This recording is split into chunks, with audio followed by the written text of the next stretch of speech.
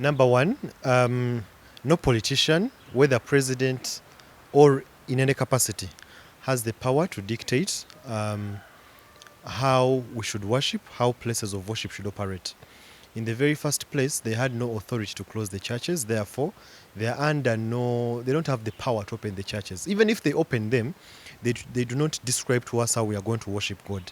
We can only worship the way the Lord tells us and how the holy books prescribe how to worship God. He has never told us to worship based on state directives.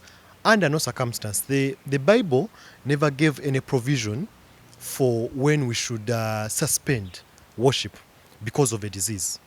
Suspending worship because of a disease is actually a demonstration that we do not uphold what the motto of our country says, that for God and my country. Meaning that the act of the president in opening up churches and closing the churches and acting on the advice of scientists, he exalted science above God. He did not give ultimate consideration to who exactly God is. So the actual perspective of the Lord is that, number one, worship the way he tells you to worship. Number two, no politician can prescribe the way you're supposed to worship. But also the Bible says that we should be able to resist. We should be able to resist this kind of darkness that the politicians wants to put the church into. He says, resist the devil in faith. So we have to resist in faith. Okay. Step that will take us to other steps. No, there is no step. When he closed, they did not close only 70 people. The churches, the places of worship had more than 70 people. So there is no way. It's actually absolutely nonsensical.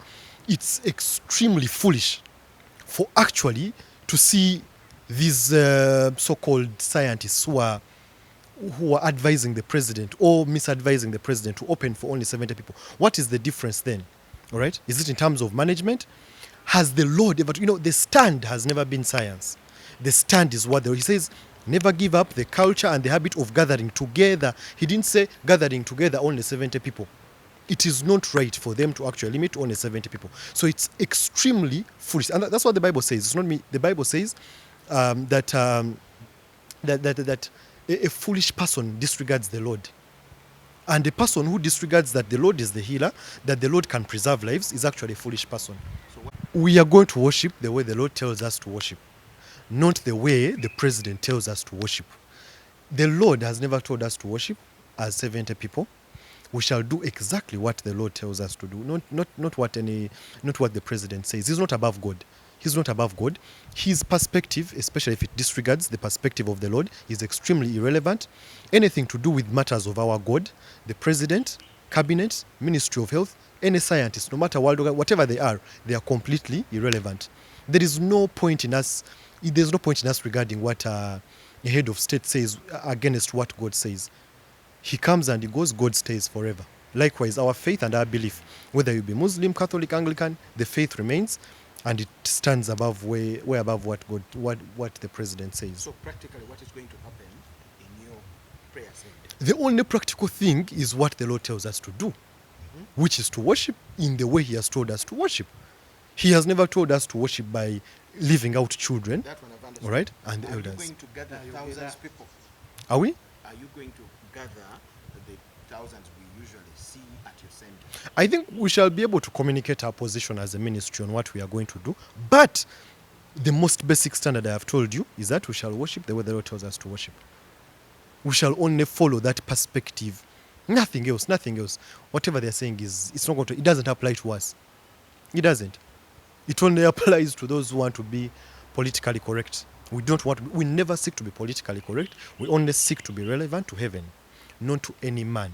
If it is for God and my country, we shall raise God above anything else. Our faith has to apply all the time. He never told us to suspend faith when a pandemic comes or persecution.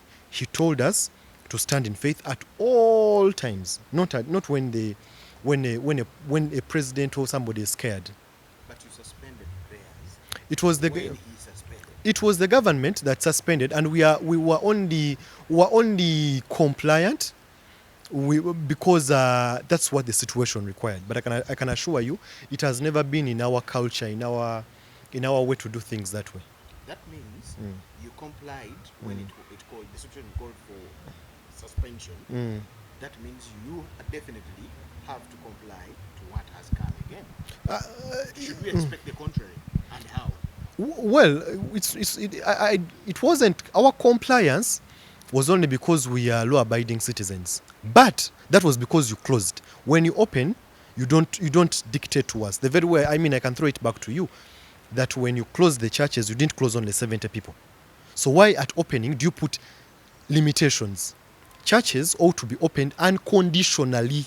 Unconditionally. No condition should ever be put when you're opening up a place of worship. After what you've already messed up in, it was a big mistake. It was error. It was blasphemy for you to close the churches. It was fake. It was silly. It was wrong. All right. Irrespective of who it was. Now opening up still, you can't again come back and you want to give us this sort of carrot and stick thing. Why don't you open up unconditionally? Are we sort of saying that COVID is waiting at the doorsteps of churches? How come there were primaries and all this nonsense and everything? But what's up with the places of worship? Yeah. Tukungana kanaana. Kakati bwe yali aggalawo amakanisa tegagasangamu bantu 7. N'olwekyo bw'oba ogaggulawo toyinza ate kuteekawo bukwakkulizo nti nno mulina okubeera abantu 7. Ekyo kyokka kyayogedde kiba kivvoola Katonda. Moto y'eggwanga yaffe egamba nti nno ku lwa Katonda n'ensi yange. N'olwekyo nti Katonda ye musukkulumu, Katonda gwe tulina okugoberera mu buli kimu ate mu buli mbeera. Tatugambako nti nno mungoberere bwe muti kubanga waliwo obulwadde obuzza obw'amaanyi. Yatugamba mungoberere kubanga yenze Katonda akulira buli kimu, ndi wabaggulu abakulembeze bonna. Kakati ekyo kya pulezidenti kyokugamba nti nno aguddewo abantu 7 bokka, kiringa abeera ng'agezaako okugamba nti mwe abakuŋŋaanya abantu abangi temuggulawo. Ye abaffe pulezidenti obuyinza yatandika ddi obujjawo okutandika okulambika nnamba ki ey'abantu abalina okugenda mu makanisa. Ekkanisa esinga pulezidenti n'ebyobufuzi amaanyi. Ekkanisa nansangwa tegenda kuvaawo. Omukulembeze yenna ate kano bandibadde bagenda mpola nnyo ne balema kwerigira ku kkanisa oba ku bifo ebyokusinzaamu, kubanga kino so si kibiina kya byabufuzi nti kubanga gwe mukulembeze w'obufuzi ojja kuzuukuka ogambe nti otukuuma. Kyagezaako okugamba nti nno korona alinze abakkiriza mu bifo ebyokukkiriza ku miryango abakwate. Kyagezaako okugamba nti nno ebifo by'okusinza buli gyatugamba nti nno mulokole. Pulezidenti agamba nno mulokole, mukyala we agamba nti nno mulokole. Ekitegeeza bwe tebakkiriza nko Katonda. Bwe batya nnyo COVID okusinga Katonda gwe boogerako, ekyo kikulaga bulazi nti tebabeeranko bakkiriza wadde n'omulundi n'ogu gumu, batiitiizi abatya obulwadde okusinga Katonda. N'olwekyo basinza sayansi okusinga Katonda. Bwe baggalawo mwaggalawo kakati mugenda kukola mutya? Muyinza okubanga mwakkiriza kiri mugenda gaana kino? Nedda era nga bwe nkugambye bali baggalawo tebaggalawo bantu 7 bokka, baggalawo nga bwe nkugambye waffe tuli abantu 8 n'omusobyo. Kati bwali toyinza kunterawo bukwakkulizo bwonna nga ngenda okusinza. President eno ensonga si y'amateeka, kubanga waliwo bannamateeka bajja okugamba nti nno ssemateeka egamba mu kawaayiro akanamu 3 nti nno osobola okuteekawo ekkomo ku ddembe ly'okusinza eri mu kawaayiro 29 nga waliwo akatyabagano kano ak'obulwadde kati okuuma abantu limiting a number. Naye eno ensonga si y'amateeka. Eno ensonga ya nkolagana yaffe, okukkiriza kwaffe ne Katonda. Okukkiriza kwange ne Katonda, gavumenti teyinza kunnambika ngeri gye ngenda kusinzaamu, kubanga eba egenda kufuula ebyenzikiriza ebintu by'obufuzi, oba ogenda kufuula ebyenzikiriza ekibiina ky'ebyobufuzi nti pulezidenti yayagala okubeera waggulu abalala bonna babeere wansi. Ate kyakyanyiza okugamba kugulawo amakanisa gano bino bye bali mu kukola bino, kuno kwe kuloozaako kweri etteeka lye twali twogerako ekyamu eryali likugira amadiini, kubanga mu etteeka bali bagamba nti nno munnabyabufuzi asobola okulagira kyekisobola okubeera mu bifo by'okusinza. Kaakati lwaliro kyebagezaako okukola eno tuli mu forward test of etteeka eryo kye lyogerako, bino bye twali tulwanisa. Embeera nga yo mutya tusobola okubeera nga kyowulira ekiri mu nsi korona, tusobola okubeera abantu 8 ntula mu kyaki tutafuna buzibu. Okukkiriza bw'oba oli mukkiriza sikujja sikwera mugoberezi naye omukkiriza ng'okkiriza Katonda toyinza kuŋŋamba nti otya obulwadde okusinga Katonda wo tekisoboka okusikukkiriza ebyo ate baleme bawuddisa gavumenti erekerawo okuwuddisa bannayuganda nti Katonda mufu sayansi yasenga Katonda bannabyabufuzi balekeraawo effujjo n'okubeera abalagajjavu nga bagamba nti nno tugoberere nnyo sayansi okusinga Katonda. Njagala gamba munnayuganda yenna ali eyo nti nno goberera Katonda okusinga sayansi. Katonda ali waggulu wa sayansi. Sayansi tasula kutulagira ngeri ya kusinzaamu. Kyentegeeza nti naawe bonna bagoberera sayansi n'ebyayogedde tebayinza tugamba ngeri ya kusinzaamu Katonda waffe. Fe balina okubagamba engeri gy'okukolamu gye balina okukolamu. Tugenda goberanga okusinzanga Yesu Kristo bwe yatugamba. Tujja kungaananga Yesu Kristo bwe yatugamba. Tatugambako kusinza bantu nsanvu. Ebyo gavumenti ebyogedde, president yabyogedde. President si yalina otugamba engeri y'okusinzaamu.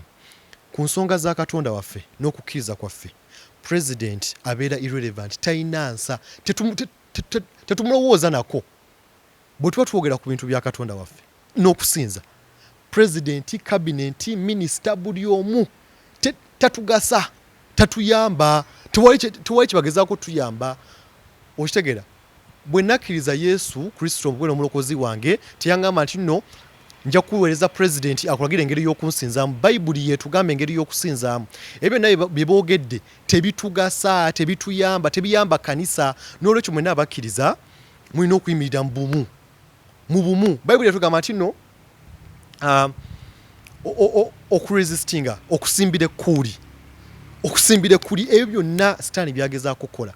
Bino bibali mukola sitaani yabakozesa. Ebyo president byayogedde sitaani yamukozesa. Mumulamu mugambe ebyo kakati ebyo ebikola bya sitaani byetugezaako okumenyawo, okukozesa abakulembeze ngaabo ne bagezaako okuvoola ekkanisa, ekitiibwa kya Yesu Kristo, ekitiibwa kya Katonda.